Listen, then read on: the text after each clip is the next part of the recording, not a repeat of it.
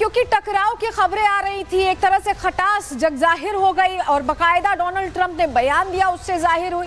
तो तुलसी की सफाई सामने आई। उन्होंने मैनेज करने की कोशिश की, उन्होंने एक तरह से माइक्रो मैनेजमेंट करने की कोशिश की। क्या कहा है तुलसी ने, आपको जरा बताते हैं। तुलसी गबार्ड, ट्रंप की नाराजगी पर गबार्ड की सफाई आई है।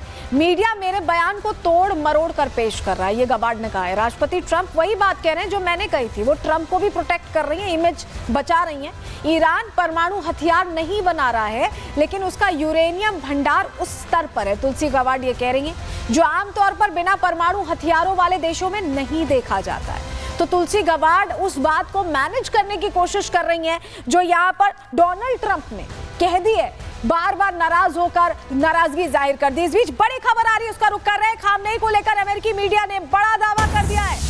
बहुत बड़ी खबर इस वक्त की बता रहे हैं, इलेक्ट्रॉनिक गैजेट्स का इस्तेमाल नहीं कर रहे हैं खामनेई। एक भरोसेमंद सहयोगी के जरिए कमांडर से बात कर रहे हैं, यानी उन्होंने पूरी दूरी बना ली है, इलेक्ट्रॉनिक गैजेट्स का बिल्कुल इस्तेमाल नहीं कर रहे हैं। उनको लग रहा है, पहले भी हमने आपको बताया था कैसे व्हाट्सएप और टेलीग्राम को बैन किया गया ईरान में, और अब जानकारी मिल रही है, देखिए इंटरनेट भी बंद किया गया, और अब जानकारी मिल रही है कि इलेक्ट्रॉनिक गैजेट्स का इस्तेमाल ही नहीं कर रहे हैं, कि कहीं इन गैजेट्स का इस्तेमाल करने में उनकी लोकेशन ना ट्रेस हो जाए, कहीं उन पर अटैक ना हो जाए। इन तमाम अनिश्चितताओं के बीच ये खबर मिल रही है कि खामनेई अब इलेक्ट्रॉनिक गैजेट्स का इस्तेमाल नहीं कर रहे हैं। इधर खबर यह भी है कि डोनाल्ड ट्रंप, जिन्होंने इस युद्ध को हवा दी, जिन्होंने इजराइल को हवा दी, नेतन्याहू को आगे किया और युद्ध लड़ा और कहा कि परमाणु बनाने के बहुत करीब हैं, वो फिर से अपनी बात से बदल गए। ईरान और इजराइल के बीच जंग तेज है, ये हम देख ही रहे हैं। मिडिल ईस्ट में तनावपूर्ण स्थिति बनी हुई है। अमेरिकी राष्ट्रपति डोनाल्ड ट्रंप ने बड़ा दावा ऐसे में कर दिया है, इजराइल के सैन्य एक्शन और क्षमताओं पर ही सवाल खड़े कर दिए हैं। परमाणु सुविधाओं को नष्ट करने की क्षमता नहीं है इजराइल के पास, ये डोनाल्ड ट्रंप ने कह दिया है। परमाणु ठिकाने नष्ट करने के लिए यूएस की मदद जरूरी है। वो खुद को जरूरी बताने की कोशिश कर रहे हैं या इजराइल को कमतर दिखाने की कोशिश कर रहे हैं, ये अपने आप में प्रश्न है, क्योंकि ट्रंप लगातार इस युद्ध के बीच लगातार बयान बदल रहे हैं। इस बीच एक और बड़ी खबर आ रही है, उसका रुख कर रहे हैं मिडिल ईस्ट की ओर। बढ़ गए कई अमेरिकी फाइटर जेट्स, ये जानकारी मिल रही है। F-22 रैप्टर और F-35 समेत कई विमान देखे गए हैं। पूर्वी भूमध्य सागर के ऊपर से ये गुजरे हैं अमेरिकी प्लेन। तो एक तरफ तो अमेरिका कह रहा है कि 14 दिन का वक्त है, टेबल टॉक कीजिए, दूसरी तरफ एक्शंस में थोड़ा यहाँ पर दूसरी तस्वीर सामने आ रही है। F-22 रैप्टर और F-35 समेत कई ऐसे लड़ाकू विमान हैं जो देखे गए हैं, जो हेड कर रहे हैं अब मिडिल ईस्ट की तरफ। देखिए बड़ी बात यह है कि अमेरिका जो ये कह रहा था कि वो युद्ध में तुरंत उतर जाएगा, पहले G7 छोड़कर जाते हैं, वहां बैठक छोड़कर जाकर कहते हैं कि हम सीज फायर कराने नहीं जा रहे, फिर टेबल टॉक की बात करने लगते हैं, फिर कहते हैं कि इजराइल के पास वो बम ही नहीं है जिससे वो ध्वस्त कर पाए परमाणु संयंत्र, अमेरिका का सहयोग जरूरी है। ये पल पल बदलते ट्रंप युद्ध का भी मिजाज बदलते दिखाई दे रहे हैं। क्यों हम ऐसा कह रहे हैं, रिपोर्ट के जरिए आपको बताते हैं।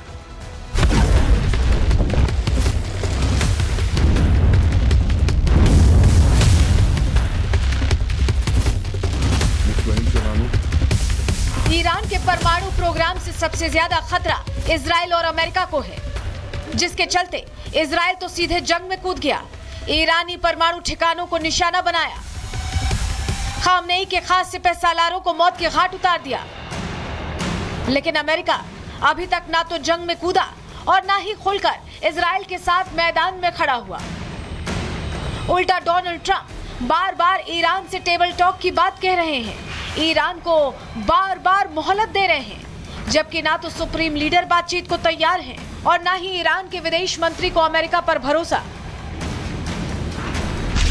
जब तक इजराइल हमले जारी रखेगा, हम किसी भी पक्ष से बातचीत के लिए तैयार नहीं।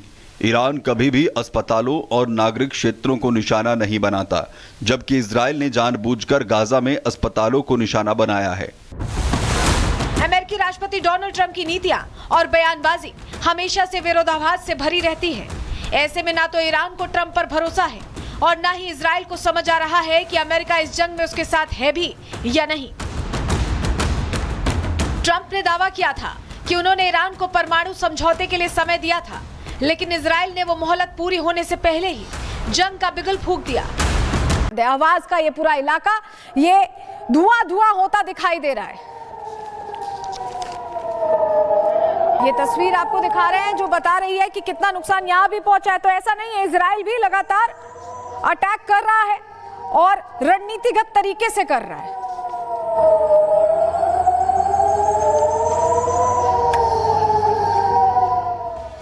इस बीच एक और खबर आई जिसने युद्ध के मैदान में एक तरह से और नया मोड़ ला दिया, क्योंकि खबर ये मिली कि चीन की तरफ से कुछ कार्गो विमान हैं, 5 से 6 जिनकी संख्या बताई जा रही है, जो अचानक दिखते हैं, ईरान की तरफ उड़ते हैं और फिर रडार से गायब हो जाते हैं। तो सवाल ये चल रहा है इस वक्त दुनिया में, चर्चा ये है कि क्या चीन हथियारों का जखीरा भेज रहा है ईरान को, जिसके चलते ईरान लगातार इजराइल पर अटैक कर रहा है। जरा खबर के इस पहलू को इस रिपोर्ट के जरिए आपको समझा रहे हैं।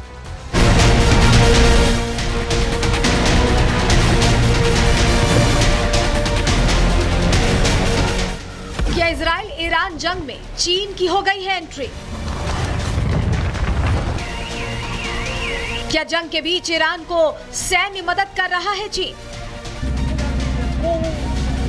क्या चीन कार्गो विमान से ईरान पहुंचा रहा है हथियार? ये सवाल इसलिए उठ रहे हैं क्योंकि इजराइल ईरान जंग के बीच चीन की कार्गो थ्योरी सामने आ गई है। सवाल उठ रहे हैं कि क्या अब अमेरिका के बाद चीन ने भी जंग में चुपचाप एंट्री ले ली है, क्योंकि पिछले कुछ दिनों में चीन के 5 कार्गो विमान ईरान पहुंचे हैं। हालांकि इन विमानों का रूट शंघाई से लग्जमबर्ग था, लेकिन बीच में ही इन कार्गो विमानों ने अपना ट्रांसपोंडर और सेंसर स्विच ऑफ कर दिया और फिर ईरान के एयर स्पेस में पहुंच गए, जबकि जंग के कारण ईरान का एयर स्पेस तो पहले से ही बंद था।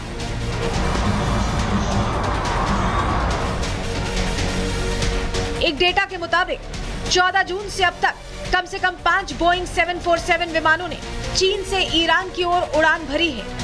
इन विमानों ने चीन के उत्तरी हिस्से से पश्चिम की ओर उड़ते हुए कजाकिस्तान, उज्बेकिस्तान और तुर्कमेनिस्तान को पार किया और जैसे ही ईरान की सीमा के पास पहुंचे वो रडार से गायब हो गए। रिपोर्ट्स के मुताबिक इन विमानों का अंतिम गंतव्य लग्जमबर्ग दर्शाया गया है, लेकिन कोई भी विमान यूरोपीय हवाई क्षेत्र में दाखिल नहीं हुआ। इससे इन उड़ानों की मंशा और भी ज्यादा संदिग्ध हो गई है।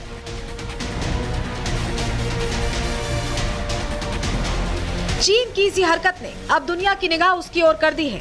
सवाल उठ रहे हैं कि क्या इन विमानों में हथियारों का जखीरा था? क्या चीन अपने हथियारों से ईरान की मदद कर रहा है? और अगर चीन ऐसा कर भी रहा है तो ये सीधा अमेरिका को चुनौती है, क्योंकि इस कदम से अमेरिका और चीन सीधे सीधे आमने सामने आ सकते हैं। इन कार्गो विमानों के ईरान पहुंचने की टाइमिंग से भी कयासबाजी तेज है, क्योंकि इनके पहुंचने से ठीक पहले अमेरिकी राष्ट्रपति डोनाल्ड ट्रंप ने ईरान को धमकी दी थी। कहा था कि अगर ईरान ने अमेरिका पर किसी भी तरह से हमला किया तो अमेरिका पूरी ताकत से ऐसा जवाब देगा जो पहले कभी नहीं देखा गया होगा। अमेरिकी आर्म्ड फोर्सेस की पूरी ताकत आप पर टूट पड़ेगी। ट्रंप की इसी धमकी के तुरंत बाद चीनी विमान का ट्रांसपोंडर बंद करके तेहरान में लैंड करना किसी सीक्रेट ऑपरेशन की ओर इशारा करता है, क्योंकि एक तरफ तो इजराइल ईरान के परमाणु ठिकानों, तेल अड्डों और मिलिट्री एस्टैब्लिशमेंट्स पर जमकर मिसाइलें और ड्रोन बरसाकर तबाही मचा रहा है, तो वहीं ईरान भी अब हाइपरसोनिक मिसाइल से इजराइल के आयरन डोम को भेद कर तेल अवीव में आग बरसा रहा है। लेकिन अब सवाल उठ रहे हैं कि क्या बिना चीन की मदद से ईरान ऐसा कर पा रहा है? और यही बात दुनिया के बड़े डिफेंस एक्सपर्ट मानने को तैयार नहीं है। Bureau report, Republic Bharat.